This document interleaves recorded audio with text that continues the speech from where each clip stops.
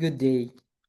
We'll continue our class in research with sampling and data collection.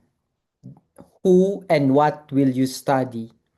Here we will try to understand how to select participants, gather evidence that is fundamental to credible research.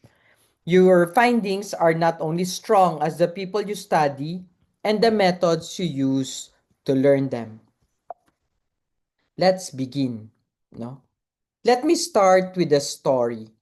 Two graduate students entered their advisor's office with excitement. John has designed a quantitative study. He wants to know whether group study improves first year retention, and his research question is clear. His hypotheses are neat, and he even has a draft of his statistical plan. When asked, "Who are your participants?" John smiles, "Oh, I just asked 15 of my closest friends in town." The advisor shakes his head. "John, you cannot generalize to thousands of students based on your 15 friends. You cannot study on that sample."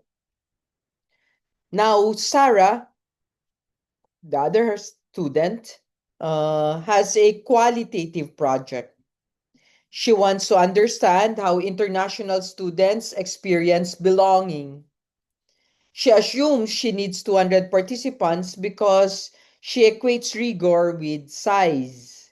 She spends weeks trying to recruit only to get exhausted and demoralized. Her advisor,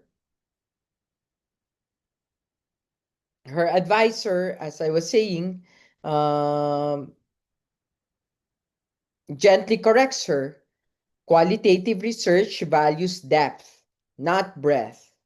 A dozen rich stories may tell you more than 200 shallow ones. Both students misunderstood sampling. John thought any sample would do.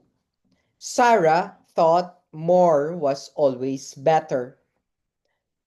Both forgot the central truth. Sampling is not an afterthought. Sampling is the backbone of research design. Today, we ask, who and what will you study? Sampling, excuse me, is the bridge between your question and your evidence. Your population is the broad group you want to say something about. Your sample is the smaller group you actually study. If your population is all first year undergraduates, your sample might be 200 randomly chosen students. If your population is all first generation students, your sample might be 15 volunteers willing to share their experiences. But here's the danger.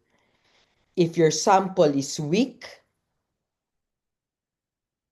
biased, or misaligned, your conclusions will crumble. Think of it this way. If your goal is to describe the flavor of a large pot of soup, how you take your spoonful matters. If you only scoop from the top layer of oil, you won't taste the broth. If you stir once and scoop deeply, you get a true sample. That's what sampling is. Tasting wisely.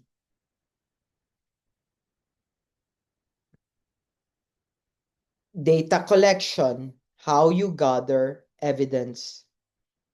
Once you know who you will study, the next question is how you will study them. Data collection, and that's data collection. Quantitative research relies on surveys with structured questions, structured observations by counting behaviors, frequencies, experiments with variables and controls, secondary data sets like registries, government statistics, and the like. Qualitative research, on the other hand, relies on interviews, asking for narratives and experiences, focus group discussions, listening to group discussions, ethnography, immersing in a community, text or document analysis, analyzing policies, media, or journals. See how the chain works. The question determines the design determines the sampling determines the data collection. Break the chain, the study collapses. So remember John and Sarah. John's mistake was thinking 15 friends could represent thousands. Sarah's mistake was thinking she needed hundreds for a qualitative study. Both forgot that sampling must align with design. So as you move forward, ask yourself, who exactly do I need to hear from? What is the best way to access them? And how much data is enough for the design? Because in the end, your claims can only be as strong as your samples. Your claims can only be as strong as your samples. Your Canvas task. So choose one research question you drafted from last week.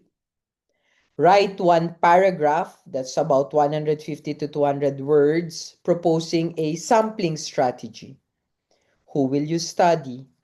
Approximately how many? And why is this sample appropriate for your question and design?